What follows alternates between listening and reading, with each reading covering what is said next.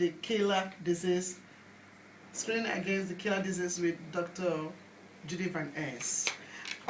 Doctor, please, I would like to know what are the pros and cons in participating in screening programs like this? The pros are that cancer can be detected at an early stage. That you don't have to pay for it. It's government organized, so it doesn't involve your personal health insurance. The contrast can be the negative side effects can be that you with every screening program it could be that there's a suspicion that you have a pre-stage of cancer, and that when then you get concerned, of course, and then when they send you for more investigation, it turns out that it wasn't. Wow. And that's a side effect of screening, because to make screening safe, there's always a group of people that are detected as they might have it when they don't have it. To make sure that all the people that actually have it are included, the criteria are quite wide to include people in the further investigation. So that could be a side effect, that you're alarmed, and later on you learn that you don't have anything, so your alarm was for nothing. Another negative thing could be that you could be detected like having it when you actually don't have it. No screening is 100%, so there's still people that are screened that have a pre-stage of cancer but that are not detected, and that you get falsely reassured that you say, oh, I did screening, I don't have anything. So that's why that's why I stretched it out earlier. It's still important to be alert yourself too. Yeah. Don't let yourself be reassured 100% by the screening and say, oh well, I feel something in my breast, but I've just been through the screening, I don't have to be worried now. Yeah. If you feel something that's out of the ordinary, go visit your GP. Okay. That counts a lot for the next thing. Do we still have time to for the colon cancer? Colon cancer? Yeah. Colon cancer is the third national screening program, which is not effective yet, but will be from 2014. Okay. And now men can listen too, because colon cancer does not only affect women, it affects men too, even slightly a bit more than women. For in Holland, every year about 7,200 men and 7,200 men and a small 6,000 women are affected by colon cancer. And that's also a kind of cancer that affects elderly more than younger people. And good news maybe for a lot of these listeners, it has a lot to do with Western lifestyle.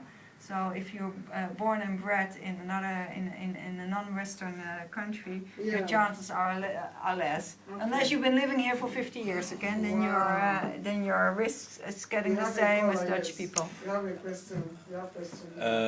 What happens if you live in the West, but your diet is maybe have 50% or maybe largely tropical in origin?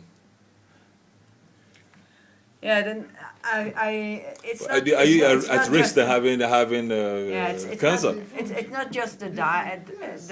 It's the lifestyle in total, the exercise or the non-exercise, the smoking. And smoking in all forms of cancer, smoking takes an important place. So people, please make a good how do you say it?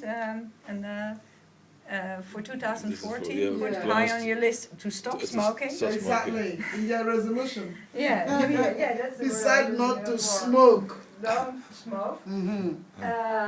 But we know that, for instance, a lot of research have been done with Japanese people. Japanese people have in their country of origin usually very healthy lifestyle. If Japanese people move to Australia or they move to Northern America, a lot of them get the same kind of risk on colon cancer as they would have as Northern Americans have, and that has to do with change of diet and change of lifestyle. What this colon cancer, how does that work? That's also again a government organized screening program. So you will get an invitation by the post, by the mailman. Yes. And the screening will, I have to look her, because it's new for me too. It's for all men and women between the ages of 55 and 75. Now, not every 55 through 75-year-old will receive an invitation right away on the 1st of January. How old again? Between 55 and 75. Okay. Don't expect, if you're between those ages, that you will get an invitation on the 1st of January. The program will gradually go, because you can't invite all the people between on one day. Yeah, exactly. So if you are interested, I will leave some of the websites to my hosts, and you can look it on their website. Okay. But I think if I had it right, I think people age 65 and 63, I think. Let me look. In 2014, yeah. People from the birth year 1933 and 1939, and from the birth year 1947 and 1951 are gonna receive a letter. And what you will receive in a letter is a package in which you have to sample some of your poo-poo. Okay. And that poo-poo is sent to a laboratory. Yeah. It's all self-explanatory. Yeah. You get a package in the mail. You put some of your poo-poo in a container. That container you need to send to a laboratory, and that laboratory looks if there's any blood in your poo-poo. Because a way to detect colon cancer is, or to know if you have a risk on colon cancer, is to see if you have blood in your poo-poo. Yeah. Having blood in your poo-poo doesn't always mean you have colon cancer, but the risks are higher. So all the people who sent in the poo-poo and the laboratory found out there was blood will get an invitation for further investigation. Right. If you get an invitation for further investigation, that will mean that they will do a colonoscopy. And that's an examination in which they have a look inside your colon, which is the last part of your bowels. And they look in there, look inside, and see if there's any parts of your colon, your last part of your intestines, that look abnormal.